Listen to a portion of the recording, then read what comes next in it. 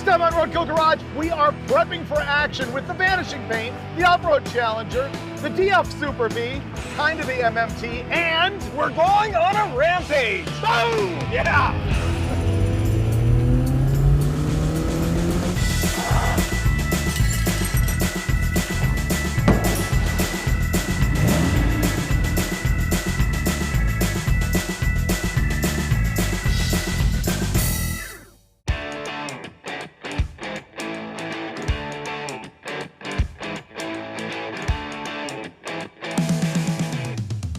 Welcome to the episode I like to call A Matter of Convenience. You know what's going on here, Dulcich? I see a whole lineup of Dodges. We've got Roadkill Nights coming up, which is that event that we do in Pontiac, Michigan, an M1 concourse with the drag racing on Woodward and everything. Oh yeah, super fun. And imagine this, the whole event is powered by Dodge, Yeah. and they want us to bring every single Dodge Roadkill vehicle. Dead or alive? Well, we gotta make them undead. So on this episode of Roadkill Garage, we're gonna have to fix a bunch of little stuff that's gone wrong with all of these cars over the past few episodes. So we got the Off-Road Challenger, the Vanishing Paint Challenger.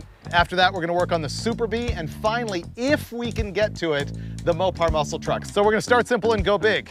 Hop in the ORC and let's get this thing fixed.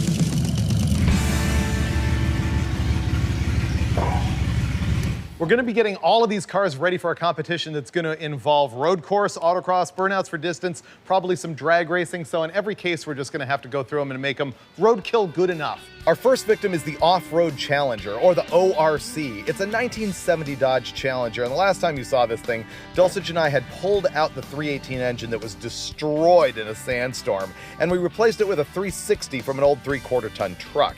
Then we had a mud drag race showdown against the BJ5 Jeep, and develop the problems that we're gonna fix today. The biggie is the awesome footage from that last episode where this engine was flopping around like a catfish in the engine compartment. Both the engine mounts are completely destroyed. We also know that it needs a fan belt because we're flipping that belt. It's got some kind of power steering leak. We know that the trans linkage does not go into gear properly. And the interior is still this deep in lava rock sand. It was actually growing trees in it when we pulled it out of Dulcich's backyard. And the problem is we're gonna be on a professional racetrack in the shootout and we can't be throwing sand all over it. So we're gonna have to figure out how to clear out the interior. I'm gonna just put gardening. So step one, engine mounts. Ready, Dulcich? Normally to change engine mounts like this, we would be using the engine hoist to pick it up, but what we're gonna try and do is put it on jack stands, and then pick the engine up from underneath with the floor jack, because if you do it with the cherry picker, the legs are always in the way of actually wrenching. What's going on? Is it still attached on the passenger side? Yeah, it's pivoting on this side. Yeah, I see that. Get it as high as you can possibly get it.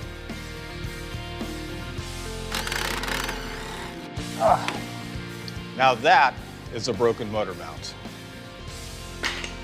So that's the reason why we're changing this engine mount. The factory, what they call motor mount isolators, have that rubber biscuit in them that keep the engine, when it's shaking, from actually translating noise, vibration, harshness into the chassis. Now, the thing I always did as a teenager with every single car is bought myself a set of these Moroso solid steel engine mounts, meaning no rubber in them whatsoever, no flex possible. And that's what we're gonna do on the Off-Road Challenger, just so that we don't have another problem.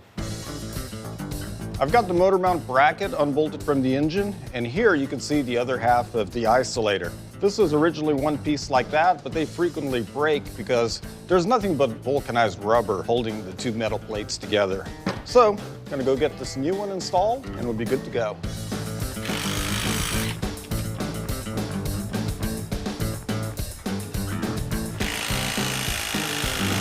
All right, I think that's good. Here's a little something you want to be aware of. The stock rubber motor mount has a fixed stud right in the middle. The replacement steel motor mount has a slot, so it can be adjusted forward and back on the bracket. And I put it in right on the center, but I'm not 100% sure if it's going to line up with the mounting pad on the K-frame. So if you lower it, I'll try to get the bolt in. Is the other side done? Yeah. Ready for the drop? Yeah. Okay, this is the desperation technique where you drop the engine in to try and get the motor mount to go on further and line up. That didn't work. Pretty good. You think it did? I thought it had some jolt to it. Ah, it went right in. So the drop was the key. It absolutely lined it up. Simplest job, and I didn't think we could like teach anybody anything. Which fish to compare a rubber mount with? Did you like salmon, trout, or bass? I like catfish. Oh yeah? Yeah, they flop around like a 318 with broken motor mounts. Oh, okay. Yeah. All right, catfish.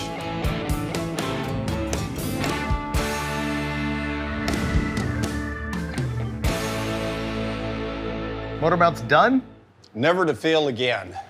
Would it technically be a motor mount or an engine mount? I would say new isolators installed. Okay, so you gotta finish up the belt. I'm gonna vacuum the interior. And I'll fix the shift linkage. Now, Freiburger, I'm gonna do an inspection when you're done, and I better not see a single granule. Will it be of white sand. glove? Yes. Really? Well, no, it'll be leather glove, tan leather glove, but.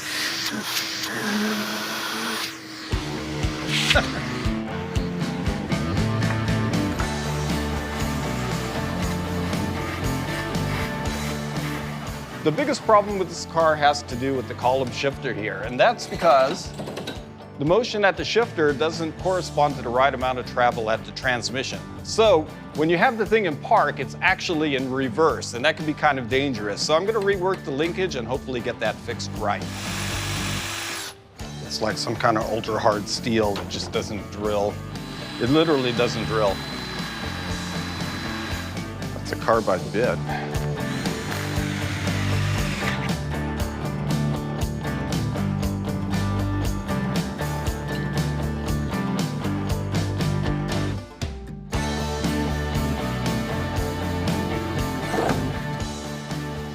That shifter is fixed. Are we done? I think so. Let's check it. Yeah, engine mount, fan belt, actually both of them. The power steering leak, I tightened the hose. I think that was probably the problem. You perfected that shift linkage. I know, I'm really proud of it. I handled the gardening. Say drop it and then out of here. Okay. Huh. Brake pedal went to the floor. Let me just go ahead and pump that up and pretend it didn't happen.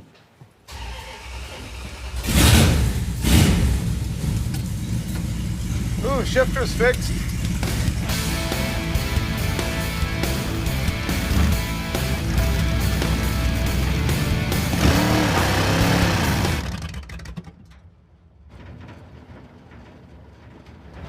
You gotta let it warm up.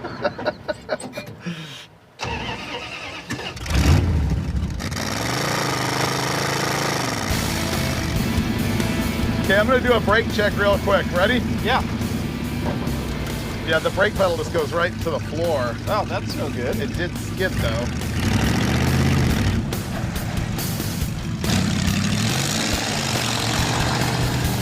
I forgot the inconvenience of having no windshield. Yeah. I'm not too bad. My eyes feel fine. You look good. That's the main thing. Well, how about we do a brake check here and see if we have skid marks on all 4 tires? Okay, ready? Yeah. Wow, stops perfectly straight. Yeah, I know, but the brakes suck. Did it only lock up the front? Why don't you get out and look? Okay. Are we that dumb? No way.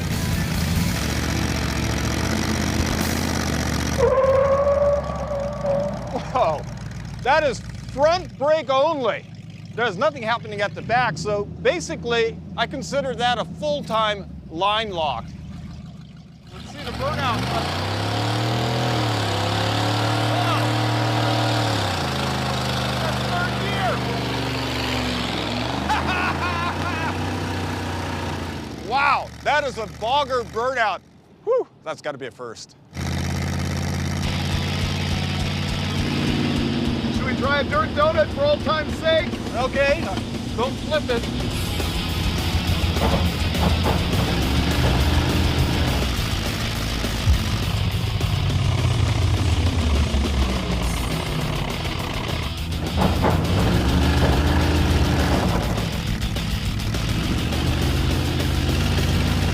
Ah, yeah. The ORC is pretty good.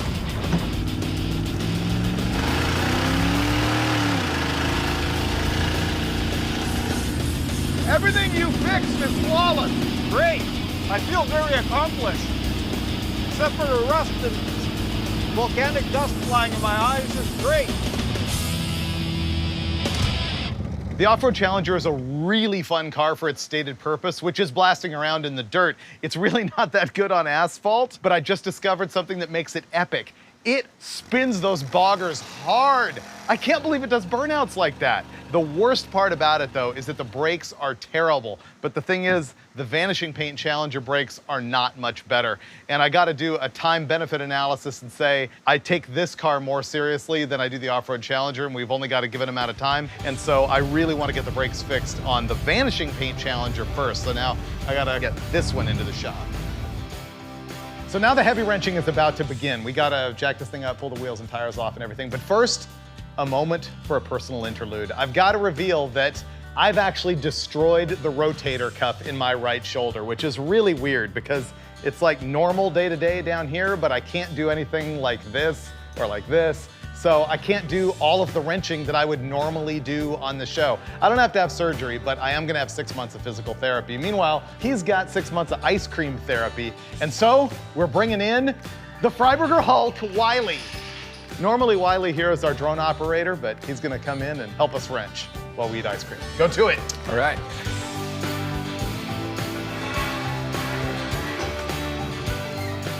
Wiley will have that handled before we even finish the ice cream. I should have gotten injured way before this. I know. You know what? This is a stock drum brake master cylinder. I bet it's just wrong for these front brakes. That's what it is. Okay, I'm gonna pull this drum off now, and I think I'm gonna find that that needs a lot of adjustment. The brake shoes are like really far away from the drums. That's a problem. But they're not covering gear oil like I thought they might be. Interesting. So do you agree that we're gonna adjust the drums and then install a master cylinder and bleed the brakes? Yeah, do you know how to adjust drum brakes? Apparently not.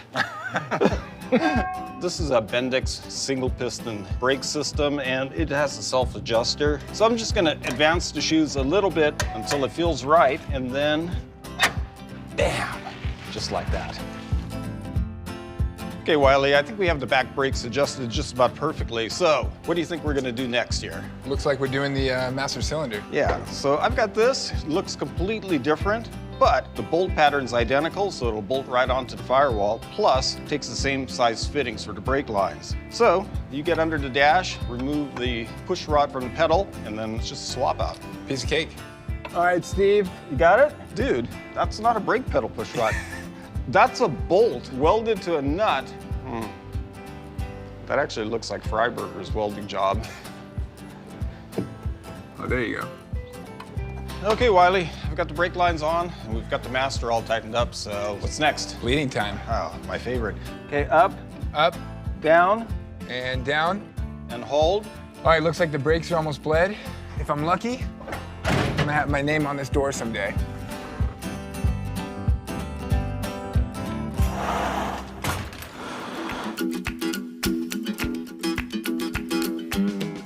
We're still fighting the whole brake problem, and we've sort of been through the troubleshooting list. Wiley and Steve just went around and bled and bled and bled, and still we have a very spongy pedal. So what I'm gonna do here is show you how this caliper is actually expanding like this, meaning instead of putting all of the power into the rotor, it's actually spreading itself apart. Watch how when I put a measuring caliper onto the brake caliper and set it to 0. All right, Wiley, stab it.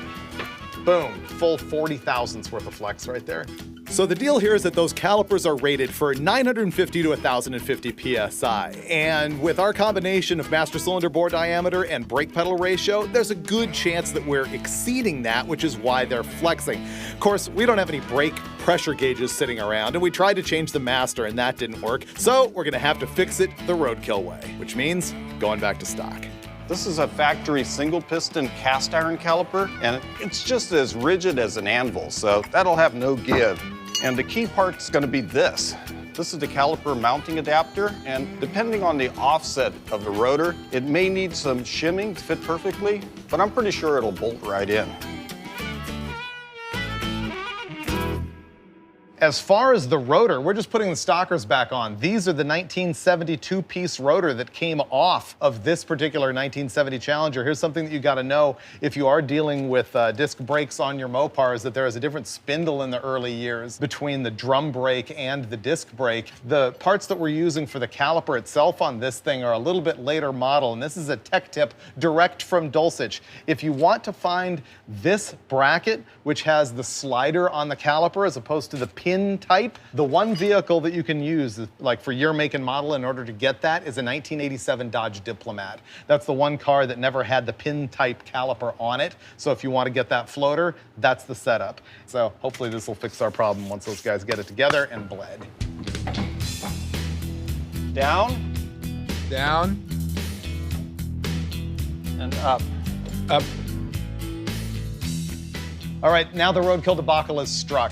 Those guys completely wrapped the entire brake system. It's got pedal, everything is good. I went to put wheels and tires on, and I forgot that when we had converted to the bare brakes, we had converted the entire Vanishing Paint Challenger to a Chevy bolt pattern to fit these wheels that used to be on the Crusher Camaro. And then later, I put on these cool Superlight wheels, this 15s. They're not fitting anymore because that's a Chevy bolt pattern wheel, and this thing now has the Mopar pattern on it. So for the rest of the episode, we're gonna end up with the old Rambler U111 on the back. It's a US Mags wheel called a Rambler.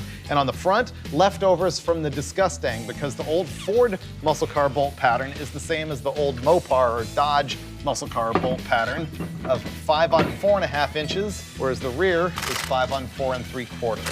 So this is gonna look hideous for the balance of this episode, and I'll get it fixed by the time we hit Roadkill Nights. Next up, Super B.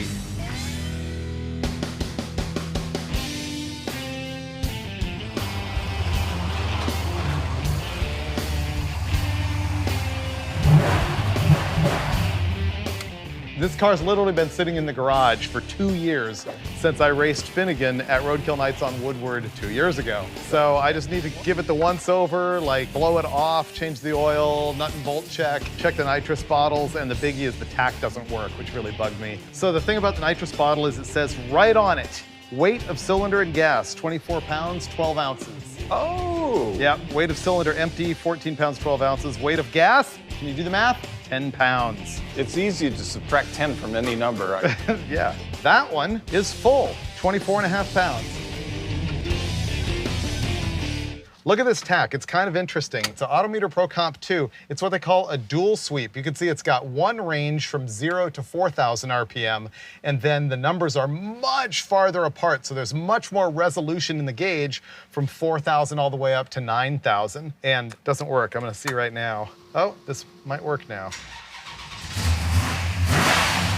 Now it works. Super annoying. Well, apparently whatever's wrong with it is not wrong with it right now. I think it's got a bad ground, because right when you depend on the tack, it doesn't work. Tack, oh wait, look, tack's not working. All right, well we got that going for me. I managed to break the tack again.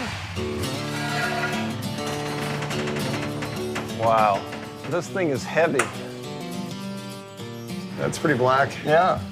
After sitting in the garage for 2 years, let's see how much oil it's actually got in it. It's more than I thought.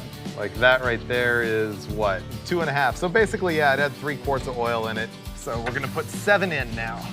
Okay, well that catch on the oil was a really, really, really big one. So I'm glad we at least did a little bit of fiddling around with the Super B. The tack, still a mystery at this point. I might change it when we actually get to Detroit. Meanwhile, moving on to go have a look at what's going on with the MMT, right? Oh, I was hoping you'd say that. Tack's working again. Nice, mystery tack.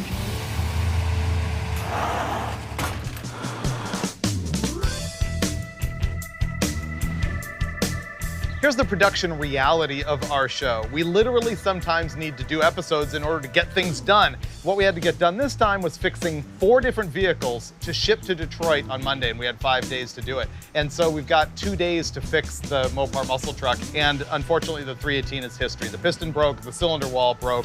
We don't have another small block Mopar sitting around ready to just plop into this thing. And besides, you saw that on just the prior episode of Roadkill Garage. So we're sitting around trying to decide what to do, because we gotta have greatness at Roadkill Nights. And so Wiley Burger had the idea, why don't we get another vehicle? And I've been looking through Craigslist, and I think I've got a pretty good replacement for the Mopar muscle truck. So we're taking a road trip.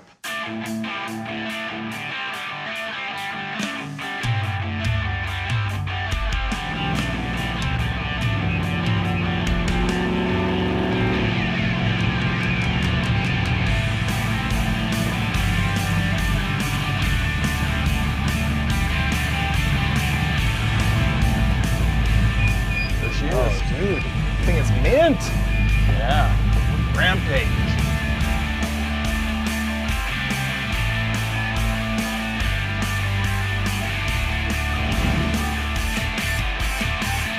Aha! Nice. The mini Mopar muscle truck. It's only like half a truck. Let me train you. I'm listening. This is the Dodge Rampage. They only made these 82, 83, and 84. Ooh. Okay, Wiley, pop the hood. All right. See what we got. We know it. We have a 2.2 Chrysler. I know. Ooh, it feels light. Is this just a single overhead cam? Oh, Yeah. look at it. It's going the wrong way. No, that's right for this. It's the front driver, man. Well, it's right and yet wrong. Yes. Wow. How come I'm stoked about this? It's ridiculous. This was new when I was in high school. Here's the thing. Back in the 80s, this car was a real performer. And the Rampage in particular, because believe it or not, it was a little bit lighter than the 024 Omni. Oh, really? Yeah. I'm happy. How about you? I don't know why I'm actually not just happy, but enthusiastic about Well, here's it. the thing. These cars may not be big on specs like horsepower. 96 or anything else, horsepower. but Huh. they're really capable performers. Really? And look at the style. Yeah. And the door handles work. Oh. Uh-oh. I have a feeling that I'm losing the Rampage to Dulcich right now. How did you I know? had been the one that was going to fall in love with it, and now you're the one falling in love with it. Man, we're going to have to arm wrestle for who gets to drive this home. Maybe we'll just leave the Challenger here and hit the Arm road. wrestle for it. Yeah. You're just trying to give it to me? I think we have to Rochambeau for it. Okay. Yeah. Ready? I always beat you at Rochambeau. You do? Every time. Okay. Ready? Yeah. 1, 2, 3. He beat me at Rochambeau every single time. Okay, Dulcich is driving. Let's run this thing. It's quiet and smooth. Oh, the clutch take-up's really high. Yeah? Yeah. Oh, man. This thing's cush. It's slow! Wow, this thing is geared so What, high. that was wide open? Yeah. Let's see.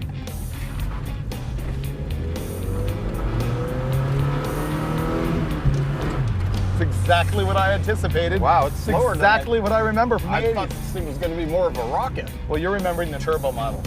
I think the front subframe's torqued over a little bit. And What, the you're going to steering the wheel- whole subframe? Yeah, he told me it's tweaked. Why? It's been in an accident. Oh. Really?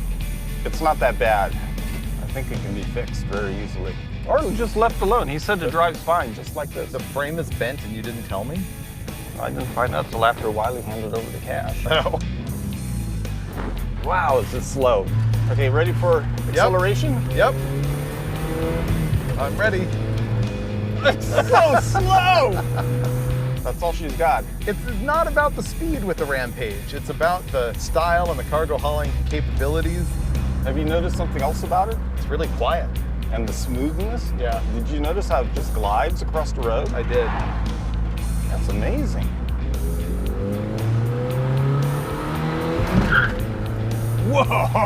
Whoa! Man, did you hear that thing break loose? I hope with my torn rotator or broken rotator, I can actually pull this off. Ready? Yeah. Yeah. Pretty good, but I think I got you a little more scratch. Oh, dude, this is gonna be a wheel hopping burnout machine. Yeah.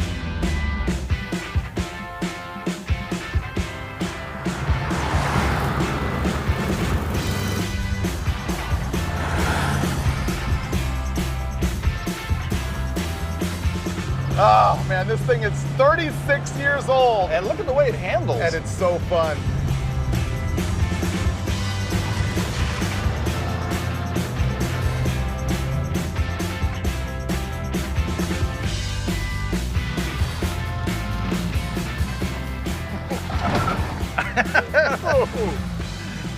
Oh man. The Rampage to the rescue.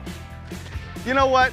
Even with the off-road Challenger, the Vanishing Paint Challenger, and a Hemi Super Bee, This episode was a turd until we got the Rampage.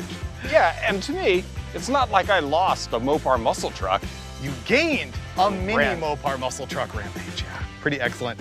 You know, there's an old expression that says it is more fun to drive a slow car fast than a fast car slow, and that is exactly what we've got going on here. Not only that, but I never knew until literally a couple hours ago that I had a nostalgia for these things. Yeah, me too. And the thing is genuinely fun to drive and ride around in. It could be better. So what's gonna happen now is we're gonna blast out of here and we're gonna load all of these Dodges onto the pilot truck, and they're going back to Pontiac, Michigan for Roadkill Nights. And in an upcoming episode of Roadkill, you're gonna see the action with all of this stuff. And I think Steve and I are both stoked to see the Rampage beat something. And if it doesn't, it will be back on Roadkill Garage. I wanna hop this thing up, how about you? Oh man, I've got plans, dude. I've got plans. Oh, it's gonna be great. Let's get out of here. Let's go. Ready? Hit it!